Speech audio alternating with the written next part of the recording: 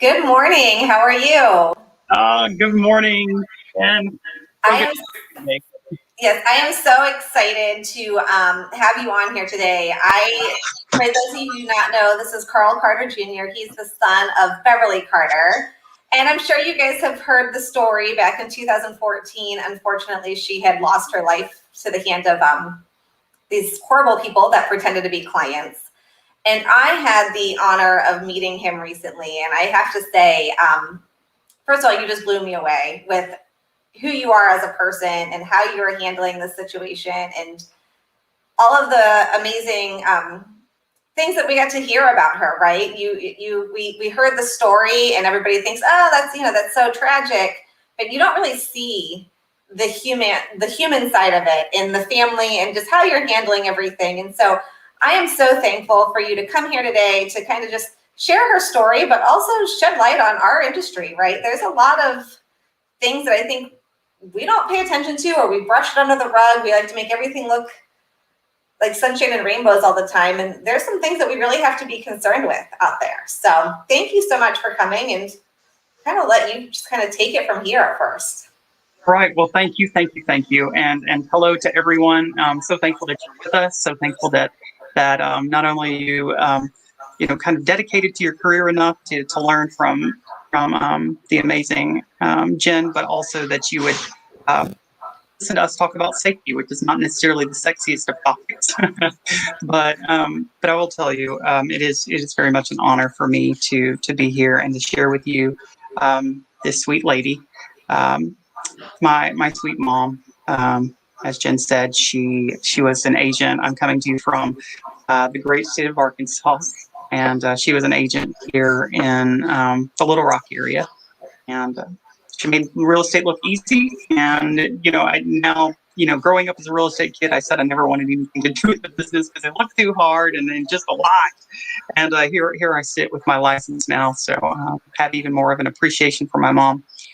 And before I tell you about her story, I do want to just give you a couple of things. One is that I think that safety is for all of us, and then we have to continually have these conversations. I think the timing couldn't be better because even me, if this happened to my mom, I live this every day. But the market is so crazy right now. We're going so fast just to try to keep up that it's so easy to get complacent and to put safety on the back burner as we're trying to get the work done. So, but with that, please know that as I tell you my mom's story, I do so because I think it's a teachable story. I think that we can learn from it.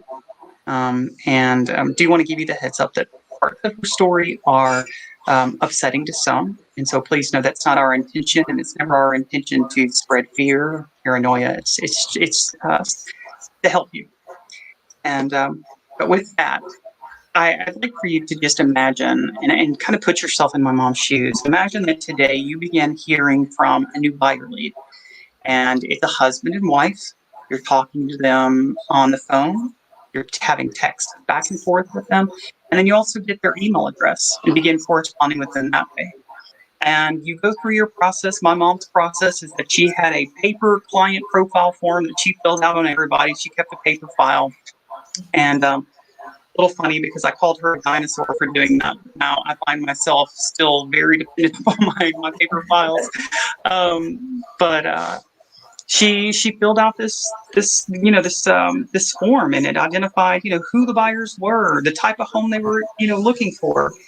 And as she learned about them, they told her that they had relocated to our area for work, and they were already in the area in a rental situation, really wanted to get into a permanent residence as soon as possible. They were cash buyers. And again, mom was speaking to both husband and wife.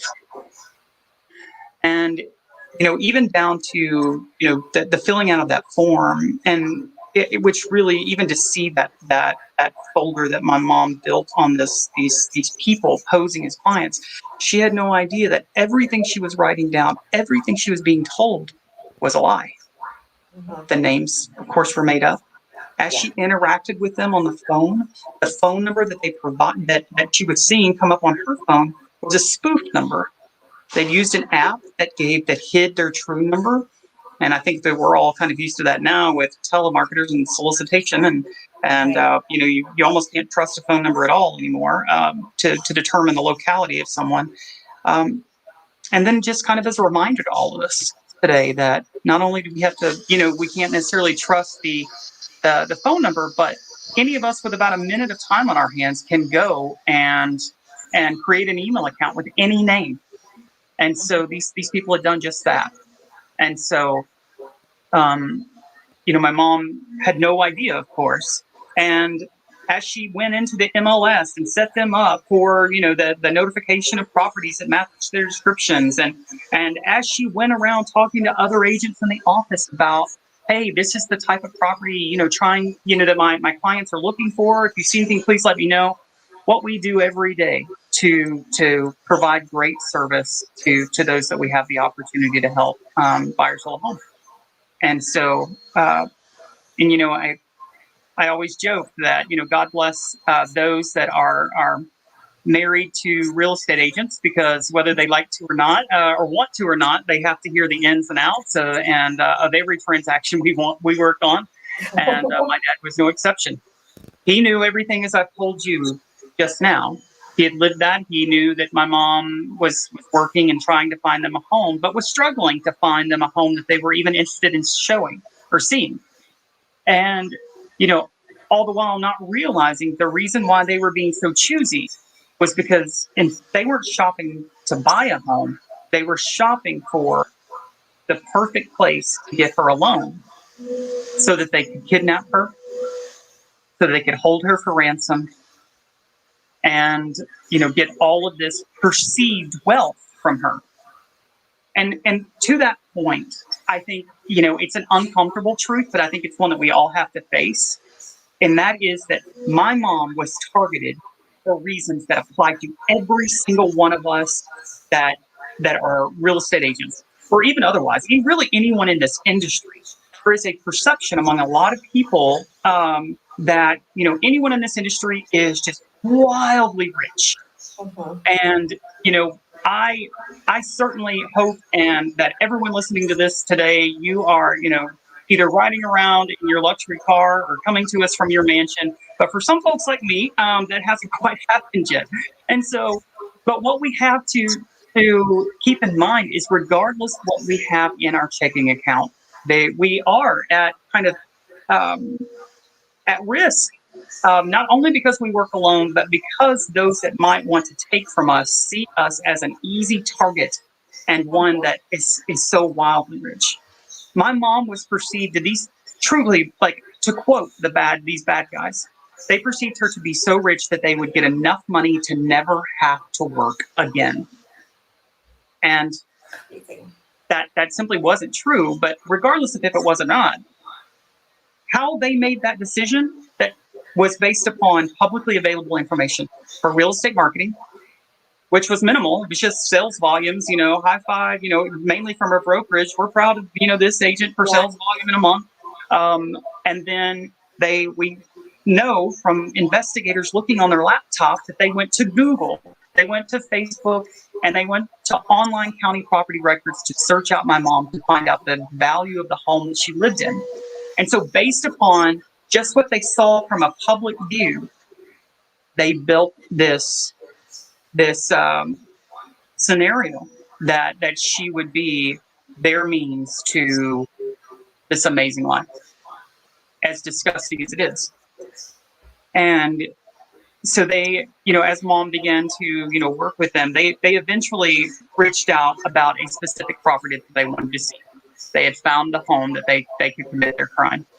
And so, my precious mom, we've learned that she, in the conversation when the husband called her, that she expressed hesitancy, and she apologized to that man and said that, I'm so sorry, but I'm not going to be able to show you that property due to a company policy that prohibits me from showing property alone. And I love that my mom did that. I think it's a good safety tip that for any of us, I think it's really easy for us to say how big and bad we would be, but then suddenly we find ourselves in confrontation, and then you are kind of fumbling and over our words. And she cited a company policy that simply didn't exist. But, and, this I think is one of the most, powerful points of my mom's story. And I think you would agree, Jen. And it's when the husband hands the phone to the wife and Yep. she says, "Hey girl, I'll be coming from work. I'll meet you. We'll all three get there at the same time. We'll all three see the property together. Would that be okay with your brokerage?" And it's such a turning point in the story because, when we're face to face, you can just see people go, just get that oh crap look. Like the wife was a part of this deception. And, what, I likely would have made the same decision Beverly did. And I will say that's probably the biggest thing that hit home with me, because I think we get this false sense of security if it's a husband and wife. There's been times that I've been very hesitant to meet people. I've had a couple of incidents happen, and you've touched on this before. It's that gut feeling, and you just have that gut feeling. And I had an incident with a client. He kept calling me, and he kept asking to see vacant properties. And it was somebody, but what hit home with me is I kind of used an excuse. I said, "I'm sorry, I can't. I have something." And he brought up my kids. I never told him I had kids. And the fact that he brought up my kids made me uncomfortable. And so I called my husband. My husband's a realtor as well. So I am fortunate because I can rely on him. So if there's ever that situation, I'm like, "Hey, I need you to go with me, or can you take the client?" And I said, "Hey, I'm not available this evening, but my husband's available."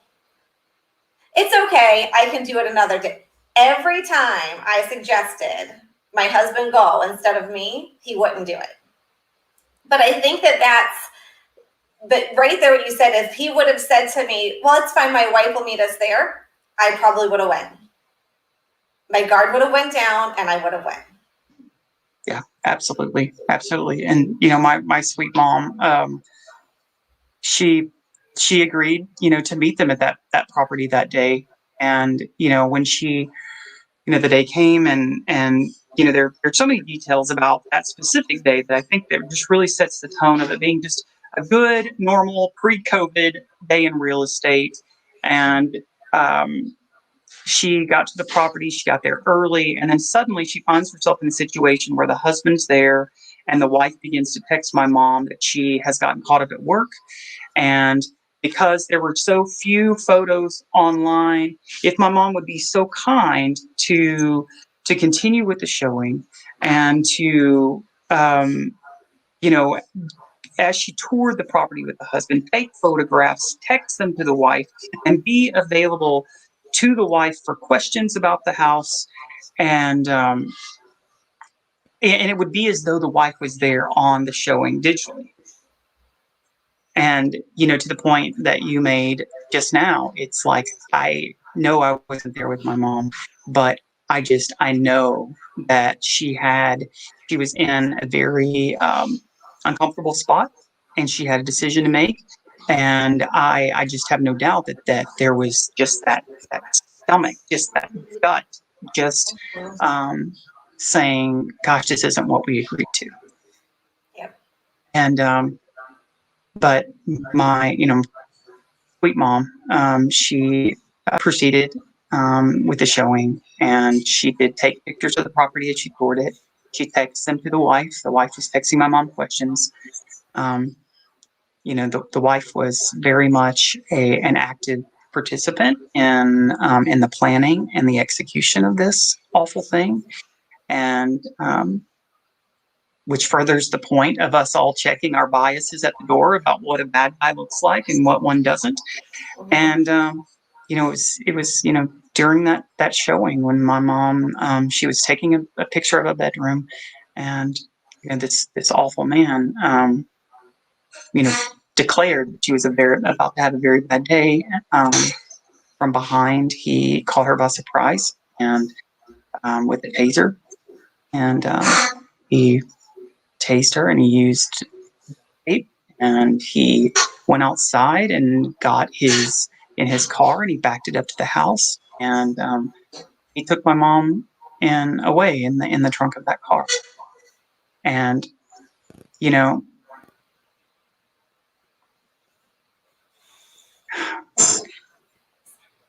it's hard to think about, the point that we talked about when we first started today was just humanizing. There are people on the other end of these awful stories, and it can truly happen to anyone if we're not, careful. And so, my mom, perfect to me in every way. It's still for me hard to believe that happened. I will say though, their plan was to get this ransom in a little bit more sophisticated way than the movies. They wanted to get it electronically. And sophisticated's not the word, but they wanted to, they were going to have my dad pushed all this perceived wealth to accounts that were accessible via cards that were in my mom's purse. And, one of my mom's personal security processes was that she left her purse in her car at all times, locked. And it was during that showing that day. So, in his haste to do this horrible thing and perform this kidnapping, he lost sight of the fact that he was driving away that day from the very thing that he needed in order to get the money, according to his plan. And so, luckily my mom had, she was very big on sharing her itinerary with my dad. So my dad knew exactly where my mom was to be showing property. So when she didn't come home, he knew exactly where to go look. And from there, of course, law enforcement got involved much later. We had no idea that much later that evening while we were there and many, many detectives on the scene, middle of the night, that bad guy actually returned to the scene of the crime to try to retrieve the purse, and found himself in a situation where he was shocked that people knew where to look for my mom immediately, shocked that cops were involved, and those blue lights, I think, served as this reminder that your plan's not going to work, and you may go back to prison. And he panicked, his wife panicked, and instead of making a right decision after a wrong one and letting her go, they made an even worse decision to just take what she had on her of value and to end her life. Through incredible detective work, and I have to say, an outpouring of love and support from realtors everywhere. My mom was found in a shallow grave out in a rural area here in Arkansas. We did go to trial, and these bad people were found. They're in prison now. Unfortunately, the wife will likely only have to serve a minimum of 21 years, maximum of 30. The husband is in prison forever for capital murder and kidnapping. And since then, I have found myself. It's been almost September will be seven years, and when someone so precious is taken so horribly and so publicly, I found myself just in a place where I had to do something. I had to get to work. And the more I spoke about safety, the more people were reaching out to me, and they would say, Carl, thank you for sharing your story. I have a story. And just like you shared one of your stories, Jen, so I lost my best friend, but I also have a tremendous passion to keep this from ever happening again. I appreciate you sharing the story. I mean, it's so heartbreaking, and it's so hard to hear, because I can't imagine like what you and your family have gone through, the tragedy. But I appreciate that you have taken it and you're turning it into something to honor her and to to shed light on it. I think, like you said, like our industry, we want to, and we all do it, and it's not a bad thing. It's just that, like, we put our life on display. We like to showcase all of the wonderful, amazing things. And, we still have to be aware, though, that can come back and haunt us. I mean, like the fact that I said that guy knew that I had kids. I never spoke to him. So, I mean, that means he was looking on profiles, and it was, I've had those phone calls so many times, but for some reason, I just felt like it was really odd. Like his behavior was odd, and you don't know. And to your point, like what you said earlier, I think that in this crazy market, we're so quick. There's so much pressure for us to be these Pop-Tart agents, right? To jump when the phone rings because you don't have time to do the buyer consult. You don't have time to do all of those things because the house might be gone. And so I just think that, these standards of practice and things that we have to do are, we can't lose sight of that. Like nothing is worth, losing our life over. And but something that you pointed out, I think you talked about it when we were at the Unstoppable conference, that because of the way our industry is, it doesn't get reported, right? Because we're all independent contractors. Can you elaborate on that a little bit? Yeah. So, whenever, you want to move the needle, you really, you have to have data to know, right, where the needle is. Like we want to see a reduction in victimization. But a problem that we have in the industry is because of our employment status, there is not a requirement for crimes to be, or any victimization or fatalities or, even, slips, trips, falls, whatever, not necessarily a bad guy involved. There's not that requirement. So we are at the mercy of two main sources for tracking realtor safety. And so one is the annual member safety survey by the National Association of Realtors, and that survey gets about 3,000 respondents every year of almost 1.5 million agents. And then we have the Bureau of Labor and Statistics that gets self-reported data. So what we have then is it's hard to define the needle. But I'll say, from where I sit, and I know, it's one man's view and it's hardly scientific, but I hear so often of victimization. And yes, this is an issue for women and men, but what I hear most often is that there are the beautiful female agents that are harassed and stalked and assaulted by creeps. And if that is without a doubt the most requested training topic for the nonprofit. All right, and so and I agree. And so now talking about the nonprofit, so the Beverly Carter Foundation, tell us a little bit about this foundation, what you guys do, and how we can all get involved. Yeah, so it's a great legacy for my mom, and not only to honor her, but to also honor, sadly, many agents that have lost their lives while working through the years. And what we do is it is an education-based nonprofit. It works almost exclusively to serve the real estate industry, and we focus on preventive things that we can do, from screenings, screening our clients through, open house, safety best practices, all these things that we try to do on the front end to reduce the risk of victimization from occurring, and not so much being reactive, like, I think that, self-defense and different reactions have their place, but we do a lot of focus on the front end. And it's truly a labor of love. We have about 30 active volunteers across the country. Our board of directors represents kind of a cross section of mortgage and title and agents and broker owners and attorneys, and just people fired up about agent safety, and truly doing it in a way that respects those that have been victimized, while also leveraging the humanity, the stories, and learning from those things. I think that we've been given a unique responsibility to help people. Yeah.